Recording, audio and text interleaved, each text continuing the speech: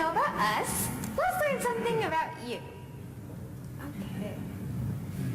Oh. Okay, let's see. Ooh, look at that. Okay, we have a lot of people here from the small states. That's awesome. And, oh, I'm okay. Okay. And we have a lot of teachers. Oh, that's awesome. Okay, so you're from all across the country in all different roles, coming together to collaborate and make a difference in our world. We did that too. All of us from different parts of the state of Utah formed a team to help our environment. So how did we do it? We will tell you a little bit about how we stay connected as students and teachers, even though we aren't in a classroom together. As students, we get the opportunity to participate in school primarily through the use of computers. At student orientation, we are given our supplies needed for each class, including our computer and a pen tablet. The computers are one of the most helpful tools because this is where we access our classes, work with our teachers, and meet in study groups. My sister also goes to Mountain Heights, so before I had a school computer, we would fight over who got to use our computer first. With our school computers, we no longer have to argue. At our school, we also get pen tablets, which are basically a writing pad you can use with your computer. They are especially helpful in math, where they are like a digital blackboard. I can write and work equations just like on paper. So easy. These technology tools are pretty simple stuff, but I just need my computer, pen tablet, a webcam, and a mic, and I have everything I need for school. With these few things, I can take my school wherever I go. Even though my classroom might be at my kitchen table and Emma's might be in the library, we don't have any trouble meeting up. We have lots of web conferencing options. The one our teachers use the most is Blackboard Collaborate. All of our teachers hold weekly study groups in Blackboard Collaborate, which gives us opportunities to meet other peers and show our teacher how much we are learning. There are so many things you could do when meeting like this. You could raise your hand without getting tired of raising your real arm. You can answer questions that your teacher asks by using your mic or just by typing in the chat box.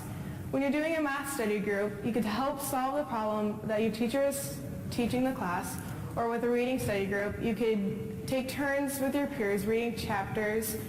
I know we are not in the same physical room together, but let's be honest, that's a plus.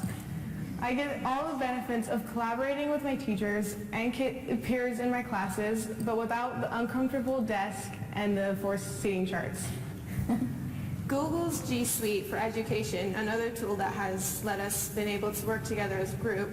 We have Gmail, Hangouts, Google Drive, drawings, slides, forms, and more. There are two main reasons we love our Google apps. One, we can all work together anytime. Any of us can jump on a spreadsheet or a document and add to it. And even better, track who changes what. We don't need to send anything back and forth. We can just work together. It is kind of the thing that makes the group work doable instead of just miserable. My teachers just need my links, not files, and they can work right along with us, commenting and helping us edit. And the second reason why we love our Google apps, in the cloud, nothing ever gets lost. My mom and teachers tell me horror stories of them losing their work because they accidentally forgot to hit the save before closing their file. That is so 2002. We definitely don't have your tech problems. We have other tech tools too. VoiceThread, Flipgrid, Prezi, Blogs, GoAnimate, Quizlet, Weebly, Screencast-O-Matic, and Actively Learn. Every one of these tools is web-based, and every one of them lets us collaborate online. The only thing that can keep me from school and my friends, slow internet. Let's show you a few things that we have done in our classes. For my art class, we use the blog platform, Blogger. Each of us post our art and can show our creativity through our work. Other students can comment on how each other's art piece has inspired them. It is a lot easier to give real feedback when I can just type it. You then can read it over and over again. That kind of stuff sticks with you. I have used Prezi to create lots of different projects for my classes. I built this one for my English class, and I also use Prezi for our Operation B lessons. And since this past May, I have been using Weebly, a program that allows you to create truly amazing websites. I have used Weebly to make 3 entirely different sites. One was for my digital photography class with Mountain Heights to share my photos with my fellow classmates, and the other two were for Operation B. Some of my teachers use Flipgrid. They post a video or ask a question, and we get to post our own video to discuss it. I could add GIFs and emojis and give feedback. Pretty cool. Activity Learn is another way we collaborate online. The teacher posts a group reading, and we could each make comments, answer questions, and see what each other has to say about the reading. It's pretty obvious that we live in the tech world, and we like it. It's all of these things that make it possible for us to work together, even though we live hours away from each other. In fact, we probably work better because we live hours from each other. We aren't limited by school bus routes and bell schedules, and we have definitely taken advantage of that. So far, we have talked about why we came to Mountain Heights Academy and how we leverage technology to work together, but we haven't explained exactly what it is we worked on. We are the B Team. We are Operation B. Our mission is to help.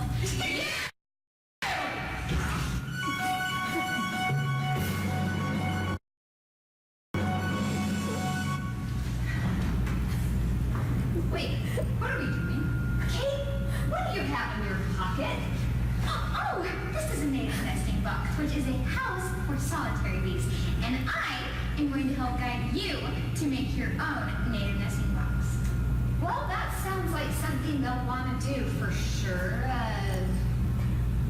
Why are you two here? I'm just here minding my own beeswax.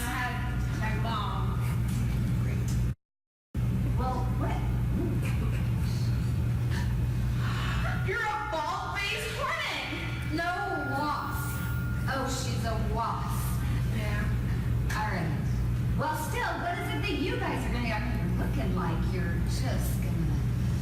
What are you gonna do? We're gonna help you find friends and hosts. That sounds like it would be important, girls. Okay, girls, thank you. And wow, this is impressive. Wow. Emma, what are you gonna do? I'm going to help you take your observations and data so you can track all of these beautiful flowers and bees.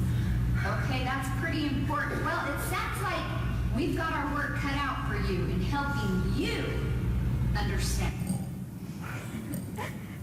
As Team Operation B, we wanted to address the problem of decreasing numbers of bees. We knew we couldn't fix the problem on our own, but we felt like we could educate other students, and over time we could make a difference. So we set out to create something that could be shared and used in elementary schools. We are participating in a project run through the U.S. Army called eCyber Mission, where we address a problem in our community using STEM techniques and leverage technology to assist us in creating a solution. This is the second year that our project focuses on trying to help the bees, but this year we went a little bigger. We decided to not just build a solution for our own backyards, but to build the curriculum that would last long after the competition ended. Our curriculum has 4 pieces: teacher lesson plans, student lab manuals, a slide presentation, and a website. Our lesson plans have 3 different activities. In Activity 1, Becoming Familiar with Bees, students learn about bees and wasps and how they can identify them. They learn why bees, even though they are considered pests, are so crucial to our environment. Here's a little video of our teaching how to use that lab manual. Hey, I'm your friendly bee investigator, Kyana, and I'm your friendly bee investigator, Donna. Go ahead and open up your lab manuals to page 2. There you'll find a pine cone. Not really, but really what you'll find are a whole bunch of different types of bees and where they live, and also what they look like and how they behave. Okay, does any of you have any questions? Yes, you in the back. Yeah, you're going to have to go ahead and ask your teacher. I don't know what you're saying because I can't hear you. Okay, what we're going to be doing is scrolling down to the 4th page while you guys open up to the 4th page, and there you'll find at the bottom a little chart that you can fill out what you're seeing at home, at your school, or in your neighborhood. This is our mission we give to you. Friendly Bee Investigator signing out. Activity 2 is called Solitary Bees and Engineer a Native Nesting Box. Students learn all about solitary bees, which are bees that don't live in hives, and are actually the majority of these, but are typically not recognized. Students will also be able to design and also engineer and build their own knitted nesting box as a class. Here is my video to explain this portion of their curriculum.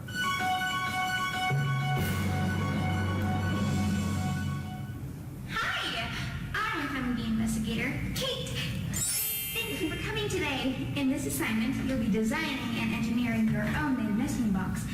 Now let me explain the purpose of this assignment.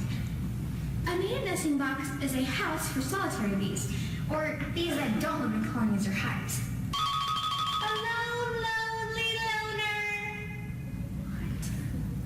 Okay, and I'm now going to guide you through some key points of the assignment. Do's! Some ideas to get you started could be the following materials that you think you could use in your design. Just anything lying around your house will work perfectly. Paper straws, empty toilet paper rolls or wrapping paper rolls, rubber bands, plastic water bottles, as long as the bees never actually touch the plastic.